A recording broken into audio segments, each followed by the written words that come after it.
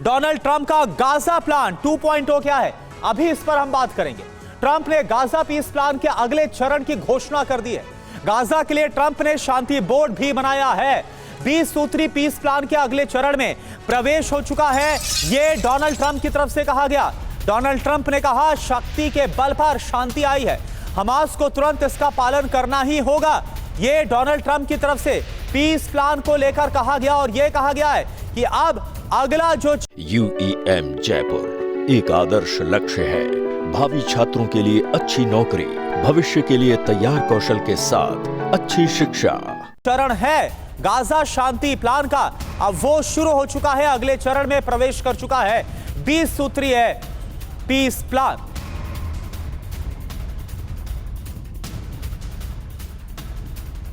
और यह भी कहा है डोनाल्ड ट्रंप ने कि ये जो पीस प्लान है इसका पालन हमास को हर हाल में करना होगा। तो ट्रंप के पीस प्लान से गाजा में क्या शांति आएगी, खबर क्या है, पहले आपको यह बता दें। पीस प्लान का दूसरा चरण शुरू हो गया और खुद इस बारे में डोनाल्ड ट्रंप ने ऐलान किया।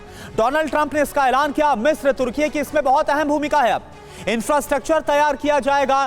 गाजा के अंदर हमास को सक्रिय ना रहने की चेतावनी दी गई है, यानी साथ दिया जाए।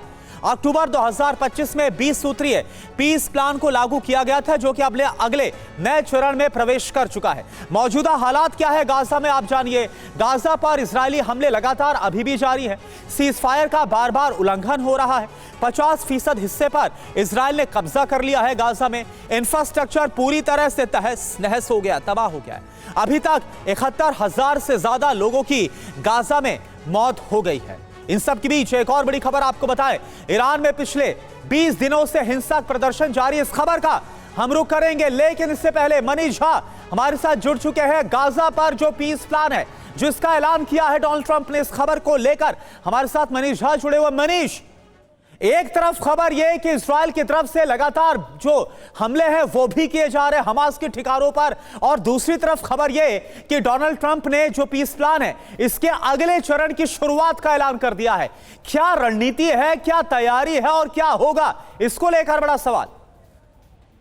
बिल्कुल, देखिए, पहले चरण में समझौते के तहत बंधकों की रिहाई हुई थी और युद्ध खत्म हुआ था। अब जो दूसरा चरण है, उस दूसरे चरण में बात यह आती है कि हमास को हथियार छोड़ने होंगे।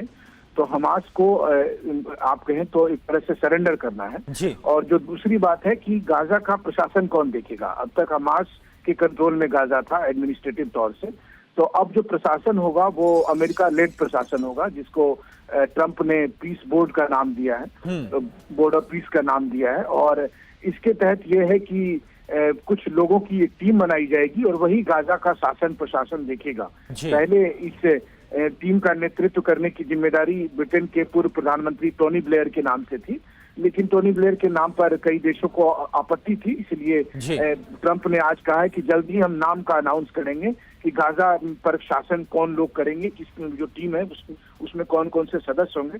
और जो तीसरी बात है जो सबसे महत्वपूर्ण है कि फिर गाजा का भविष्य क्या है।